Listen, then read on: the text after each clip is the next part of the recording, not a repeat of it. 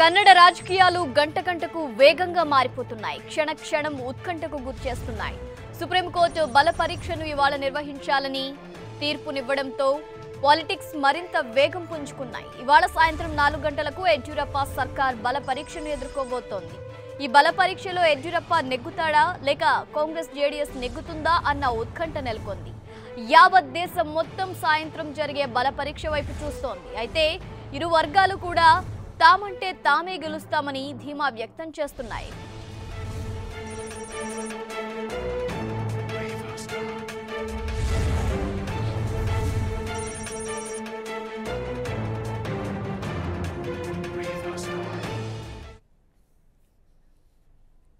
Right, ఇదే విషయానికి సంబంధించిన మరింత సమాచారంతో మా ప్రతినిధి కొండల్ ప్రస్తుతం సిద్ధంగా ఉన్నారు. కొండల్, చెప్పండి, ఇప్పుడు కొత్తగా ప్రమాణ స్వీకారాలు చేస్తున్నారు ఎమ్మెల్యేలు, ఆ డీటెయిల్స్ ఏంటి? ప్రస్తుతం పరిస్థితులు ఏ విధంగా ఉన్నాయి?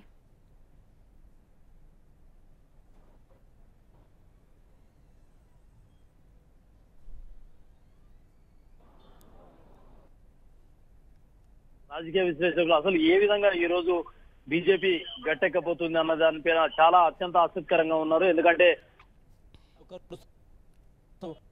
నేపథ్యంలో ఈ రోజు 4 గంటలకు యడ్యూరప్ప విశ్వాస పరీక్షను బల పరీక్షను ఎదుర్కోబోతున్నారు. బల పరీక్షలో తమకు మ్యాజిక్ ఫిగర్ సంఖ్యాబలాన్ని చూపించుకుంటే తప్ప యడ్యూరప్ప సీఎం గా కొనసాగే పరిస్థితి లేదు. మరి అలాంటప్పుడు ప్రస్తుతం ఉన్న పరిస్థితుల్లో బీజేపీకి సంఖ్యాబలం లేని పరిస్థితి. మరి ఈ నేపథ్యంలో ఎవరు ఏ పార్టీ నుంచి బీజేపీకి మద్దతు పలుకుతారు, ఏ పార్టీకి ప్రస్తుతం ఉన్న పరిస్థితుల్లో బీజేపీకి సంఖ్యాబలం లేని పరిస్థితి. మరి పార్టీ నుంచి బీజేపీకి మద్దతు పలుకుతారు, ఏ పార్టీకి యడ్యూరప్పను సీఎంగా కొనసాగేందుకు ఏ పార్టీకి సంబంధించిన ఎమ్మెల్యేలు అండగా నిలుస్తారన్నదే ఇప్పుడు ఒక టెన్షన్ వాతావరణాన్ని అయితే క్రియేట్ చేసింది. అటు అధికార పార్టీ ఏదైతే ప్రస్తుతం ఉన్న బీజేపీలోనూ ఇదే పరిస్థితి ఉంది, కాంగ్రెస్ జేడీఎస్లోనూ ఇదే పరిస్థితి ఉంది. ఎవరికి వారు మాత్రం ఖచ్చితంగా యడ్యూరప్పను ఓడిస్తామని జేడీఎస్ కాంగ్రెస్లు అంటున్నాయి, మేము గెలిచి తీరుతామని బీజేపీ యడ్యూరప్ప అంటున్నారు. మరి ఇంతకు గెలిచేది ఎవరు అన్నదే ఇప్పుడు అత్యంత ఆసక్తిగా మారింది. ఈరోజైతే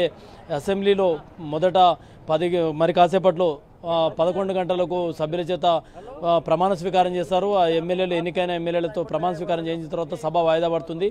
4 గంటలకు విశ్వాస పరీక్షను యడ్యూరప్ప ఎదుర్కోబోతున్నారు.